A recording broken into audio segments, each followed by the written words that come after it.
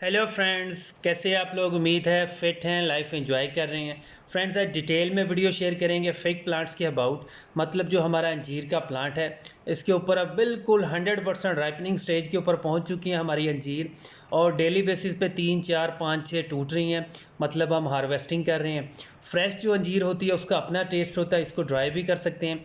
Market में जो आपने मोस्टली जो अंजीर देखी होगी वो रस्सियों के ऊपर लपेटी होती है, उसको ड्राइंग प्रोसेस कहते हैं। वो एक अलग से टेक्निक है और वो ज़्यादातर बल्क में फार्मिंग अगर की हो तो तब आप कर सकते हैं। अगर आपने सिर्फ लगाया ही एक पॉट है, एक गमला है, तो आप उसको ना करें तो बेहतर है। अब कुछ अंजीर के जो हमारा फ्रूट है वो तोते आके खा जाते हैं, जो इंडियन तोते होते हैं, और इसका टेस्ट बहुत ज़बरदस्त होता है। तोते और बर्ड्स वगैरह बाकी जो लोकल बर्ड्स हैं वो भी इसको लाइक करती है।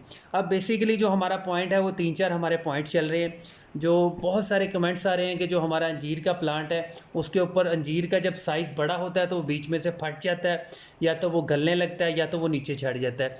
और कुछ लोग ये भी कह रहे हैं कि अंजीर के पत्ते बिल्कुल ड्राई हो गए हैं और हमारा प्लांट भी आहिस्ता आहिस्ता ड्राई होता जा रहा है। तो ये 3 4 जो इश्यूज़ हैं ये सिर्फ़ और सिर्फ पोटेड प्लांट्स के साथ होते हैं। मतलब जो प्लांट आपने अगर किसी गमले में लगाया है, चाहे गमला छोटा है चाहे बड़ा है, तो उसमें ये इश्यूज़ आती हैं। एक तो ये है कि आपने पानी बहुत कम देना है।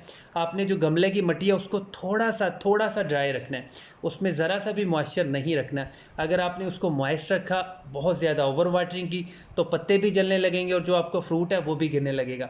और अगर आप बहुत ज़्यादा फर्टिलाइज़र दे रहे हैं उसकी वजह से भी आपका जो फ्रूट है प्लांट का वो भी गिरने लगता है। आपने कोशिश करनी है कि इसको जून जुलाई में बहुत कम फर्टिलाइज़र देना है। अगर देना है तो कोई गली सड़ी गोबर की खाद दे सकते हैं, क्योंकि जो खाद होती है गोबर की वो थोड़ा स्लो रिलीज फर्टिलाइज़र होता है।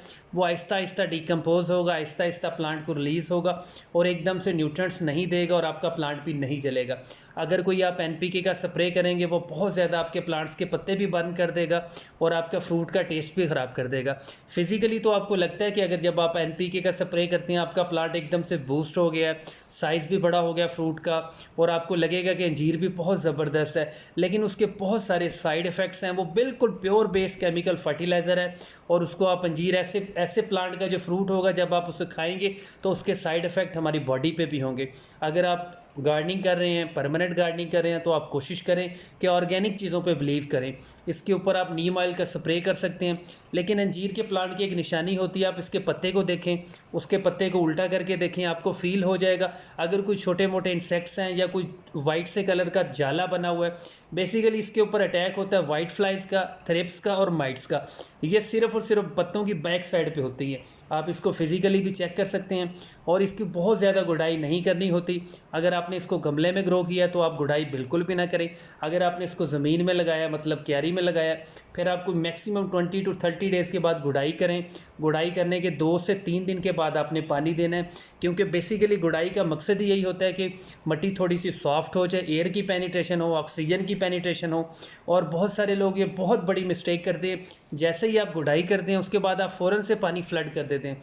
इस तरह तो आप रूट्स को बिल्कुल ब्लॉक कर देते हैं, उल्टा कीचड़ बना देते हैं। ये थोड़ा सा आपने केयर करनी है।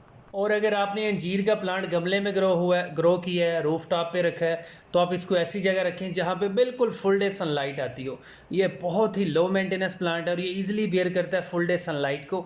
अगर बहुत ज़्यादा गर्मी पड़ रही है, मतलब जो टेम्परेचर है 45 तक चला गया है, तब आप उसको हटा के थोड़ा सा दीवार के साथ कर सकते हैं, क्योंकि जो पोटेड प्लांट होता है उसकी रूट्स भी थोड़ी ज़्यादा होती हैं। गमला भी हीटअप होता है, गमले की मिट्टी भी हीटअप होती है, ऊपर से आपने कोई फर्टिलाइज़र दिया होता है, उसकी अपनी प्रॉपर्टीज़ होती है जो हीट पैदा करती हैं। इसलिए गमले वाले प्लांट को आप थोड़ा सा दीवार के साथ लगा दिया करें अगर आपने अच्छे रिजल्ट्स लेने हैं। Thank you friends.